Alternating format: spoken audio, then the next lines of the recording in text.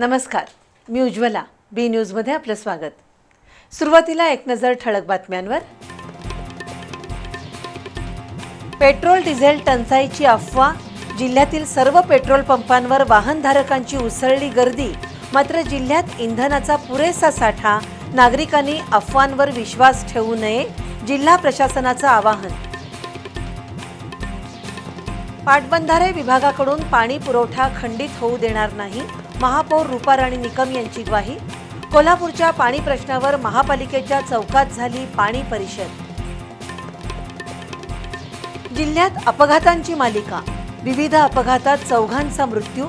शिरढोण अपघातात कसबा बोड्यातील ॲडव्होकेट वंदना आणि संतोष गायकवाड दाम्पत्याचा मृत्यू. लक्ष्मी टेकडीजवळ अज्ञात वाहनाच्या धडकेत मौजे सांगावच्या 30 वर्षीय पल्लवी पाटील यांचा जागीच मृत्यू. तर कूर इथं टेम्पोच्या धडकेत एक ठार, दोघे जखमी.